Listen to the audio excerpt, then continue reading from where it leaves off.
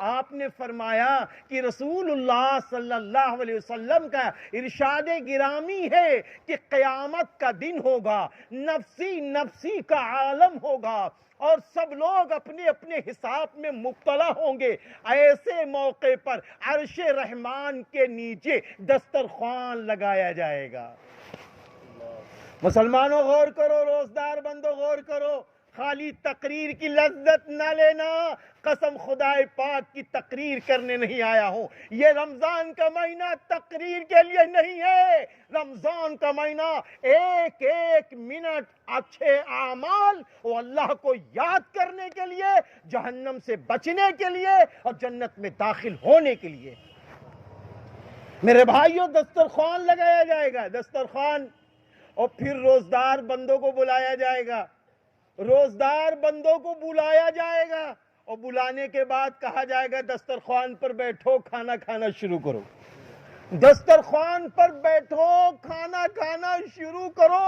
اما نفسی نفسی کا عالم اس دن ہوگا۔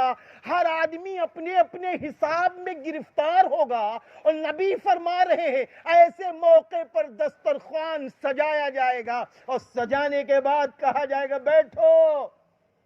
اور جب یہ سارے روزدار لوگ اللہ و دسترخوان ہم سب کو اور پوری امت مسلمہ کو اور قیامت تک آنے والی امت مسلمہ کو وہ دسترخوان نصیب فرما دے۔ میرے بھائیوں، اس دسترخوان پر جب لوگ بیٹھے ہوں گے، کھا رہے ہوں گے، ادھر سے کچھ لوگ نکلیں گے، اما آپس میں باتیں کریں گے، اما ان کو کیا ہو گیا، دیکھو دیکھو، اما یہ لوگ کھانا کھا رہے ہیں، ہم لوگ اپنا اپنا حساب دے رہے ہیں، اما ان کو کیا ہو گیا ہے، یہ کھانا کھا رہے ہیں، ہم لوگ اپنا اپنا حساب دے رہے ہیں۔ ایسے موقع پر کیا ہوگا معلوم ہے؟ فوراً فرشتے آواز دیں گے، اللہ اکبر، کتنا پیارا نغمہ وہ سنائیں گے فرشتے۔ فرماتے ہیں رسول اللہ صلی اللہ علیہ وسلم، ارے سنو سنو، آپ اپنا حساب دو۔ یہ معلوم ہے کون لوگ ہیں؟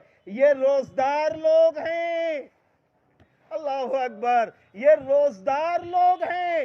تم لوگوں نے روزہ نہیں رکھا تھا اس لیے تم حساب میں مبتلا ہو۔ ارے ان لوگوں نے روزہ رکھا ہے، آج یہ اللہ کی میزبانی میں ہے، آج یہ اللہ کی میزبانی میں ہے۔ یہ ہے روزے کی برکت، یہ ہے روزے کا ریزلٹ، یہ ہے آدمی کا 12 گھنٹے بھوکا اور پیاسا رہنا۔ آج بھوک و پیاس کو ہم برداشت نہیں کر پاتے، آج بھوک و پیاس کو برداشت نہیں کر پاتے۔ بہت سارے لوگ تو یوں کہنے لگتے ہیں، اما میں تو بیمار ہوں، مجھے تو گیس کا مرض ہے، اما میں تو بہت پریشان حال ہوں۔ ارے میرے یاروں، اللہ نے جسم ایسا بنایا ہے، اگر آپ فیصلہ بیماری میں لے لیں تو قسم خدا پاک کی ایک روزہ بھی نہ چھوٹے گا۔ اگر فیصلہ لے لیں، اگر فیصلہ لے لے، کیوں؟ اس لیے کہ روزے میں 2 نفع ہیں، وہ ہمارے آپ کے لیے اللہ نے دیا ہے۔ روزے کے 2 نفع جو ہمارے آپ کے لیے اللہ نے دیا ہے۔ پہلا تو نفع یہ ہے، روزہ رکھنے سے ایمانی طاقت بڑھ جاتی ہے، روزہ رکھنے سے تقوی کی طاقت بڑھ جاتی ہے، روزہ رکھنے سے انسان متقی بن جاتا ہے، روزہ رکھنے سے ایمان اور اخلاص کی طاقت بڑھتی چلی جاتی ہے، روزہ رکھنے سے انسان اللہ کا چہیتا اور اللہ کا محبوب بنتا چلا جاتا۔